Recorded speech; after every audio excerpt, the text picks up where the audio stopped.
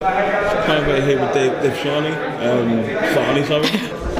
He's literally before we started recording, he was like, how do I pronounce your name? I was like, Sahni, like the sandwich. I'm here with Dev Sahni. That's me, that's how my brain works. It's alright, it's all good. Yeah, but here at the press conference, final press of Yarde versus Beterbiev, Beterbiev versus Yarde, as it says there. It's a big fight, it's a big challenge for Yarde. How do you feel about Yarde's chance in this fight? I think he's got a great chance. With Anthony Yarde, you've got a power puncher, and Artur Beterbiev has been down before. He's been hurt before, and he is 38 years old. Just turned 38 over the weekend. He's had over 300 amateur fights. Whilst all that points to, the amateur fights points to experience, got the storied amateur pedigree. A lot of miles on the clock, that. A lot of wear and tear. And being away from home, having to make weight, all of these things point in a good direction for Anthony Yarde. Artur Beterbiev has had to make 175 pounds since 2013. In the amateurs, he boxed as essentially a cruiserweight. It's a cruiserweight now, it's a heavyweight in the amateurs.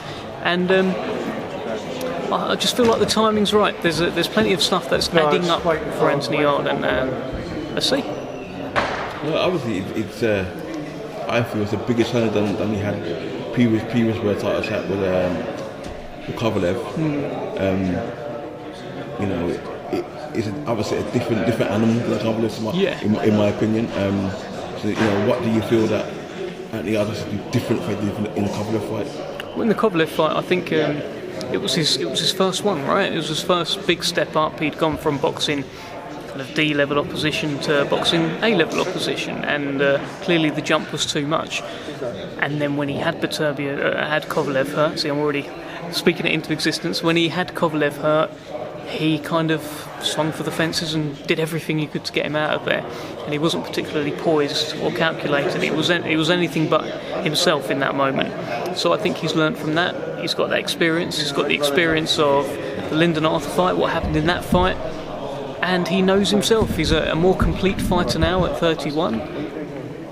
And let's see, I think his style matches up very well for this to be a great fight. And his style also matches up very well to push Beterbiev back and hurt him. I feel because they're both big punchers, I don't think it's going to go this in my opinion. I could be wrong. It could be shot. It could go to points, but I think a knockout is on the card in this fight. Yeah, I think it has to be, mate. I think this is it's a 6-round fight, to be honest, and I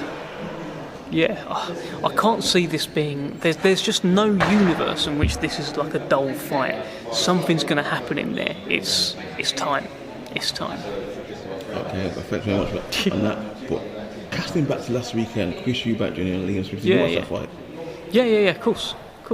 I did not expect that. No, neither did I. I don't think anyone did, but that was a really shock result. What do you think led up to that? I don't know, because with hindsight, you start looking back and you start looking at the fighters, and you look at Liam Smith being the more accomplished fighter. He did several rounds with Canelo, he did himself proud in the Canelo fight. Munguia, he's boxed good people, and he's a former world champion. When you look back, you're like, oh, okay. But then at the time, you just get swept up in the whole Eubank and everything that he's saying, all the interviews he does, and all the promos he drops, and how he speaks, and you just buy into it, and you think there's no way that any man on this planet can beat this guy. That's how good of a salesman he is.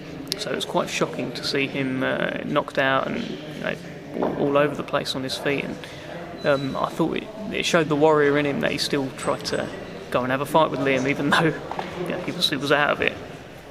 Shocking moment. Let's see what he does next. Well, hopefully in the rematch he can get his activation. Yeah, he's activated the clause, hasn't he? Yeah. So look, maybe next time he I don't know, maybe he can do something different. I don't know. Liam Smith was pretty good that night. Yeah, he was composed, and he placed his punches well, I think. So it's kind of one of those things that he has to be perfect for that whole fight. That's how he can be. Moving swiftly on, is there any more talk between Tyson Fury and Usyk? Well, look, you've got Frank Warren and Bob Arum here. today, and hopefully they can concoct something. Everyone wants to make the fight, so I just feel as though it's inevitable. It's just boxing fans are impatient and want everything right now. When you've got everyone singing from the same hymn sheet, it feels inevitable. So let's see. Yeah, I didn't get to catch up with Frank or Bob because Bob left. Really quite swiftly on a different meeting with me, so I wanted to get some more on that. But I thought you being the inside man, you might know. I don't know about that. I'd imagine if I was the inside man, I wouldn't be the inside man for very long if I was giving away fight announcements in like random interviews. You might be able to hint at something, you know what I mean? That's a fight that everyone wants. Everyone's talking about, the boxing world's talking about, what the world's talking about is Tyson Fury versus Ngannou. You know, MMA meeting boxing. Just a curious fight, isn't it? I mean, maybe one day. I don't know. Yeah, they were talking about like having a boxing match in a cage, which is unusual, and it would be the first of its kind. And it would draw a lot of people. That would be a big pay-per-view buy. You know, and if you guys promoted that. Yeah, I mean, look, as far as I'm concerned, it's Usyk, so hopefully it's Usyk. That's the fight that everyone seems to be targeting. I think the rest of it's just headlines, really, isn't it? And we'll see. Yeah, so any last words before we... No, just tune in Saturday night, BT Sport. Artur Beterbiev, a unified world light heavyweight champion, defending his belts in this country. If you haven't got a ticket, get a ticket, and get along to the weigh-in as well. It's open to the public. Have a look at this guy, because this will probably be his first and last fight in the UK, and he is something quite special. Thanks for your Sahni. Sahni. Do it again. There you go. I did have an accident, so my brain's not work very well. Yeah, it's alright, mate. Alright, thanks for your time. Cheers, I appreciate mate. it.